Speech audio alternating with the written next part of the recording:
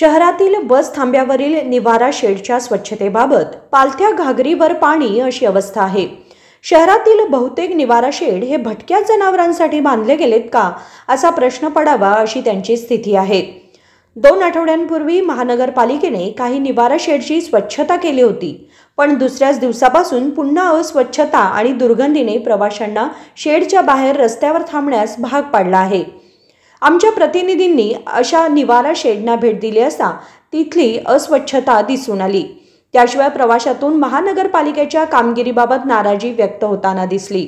नमस्कार, आता आपण आहोत चन्नम्मा सर्कल येथील प्रवासी निवारा शेडमध्ये।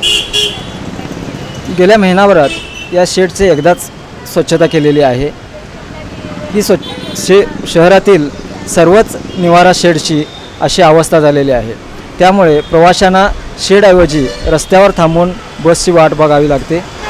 त्याशिवाय येथे रात्रीच्या वेळी जनावरे आणि भटकी कुत्री आसरा घेत असल्यामुळे आणि तेथील परिसर अस्वच्छ करत असल्यामुळे दुर्गंधीचे साम्राज्य पसरलेले आहे। त्याशिवाय डासांचा प्रादुर्भावही वाढतो आहे, त्याचा त्रास प्रवाशांना सहन करावा लागतोय। गेल्या आठवड्यात चन्नम्मा सर्कल येथील बसस्थानक निवारा शेड स्वच्छ करण्यात आले होते, पण त्यानंतर पुन्हा या निवारा शेडची स्वच्छता करण्यात आलेली नाही। विशेष म्हणजे महानगरपालिकेकडून स्मार्ट सिटी अंतर्गत 3 महिन्यासाठी 70 लाखांचा निधी उपलब्ध करून दिला जातो, मात्र शहरातील कोणत्याच निवारा शेडची स्वच्छता संबंधितांकडून केली जात नसल्याने प्रवाशांना त्रास होत आहे। महानगरपालिकेने याकडे लक्ष द्यावे अशी मागणी प्रवाशातून होताना दिसत आहे। कॅमेरामन संकल्प शिंदेसह चेतन लक्केवेलकर, KMM न्यूज, बेळगाव। शहरातील CBT ते 3rd गेट व पुढे मजगाव पर्यंतच्या शहरांतर्गत महामार्गावरील सर्वच निवारा शेडची अशी अवस्था आहे।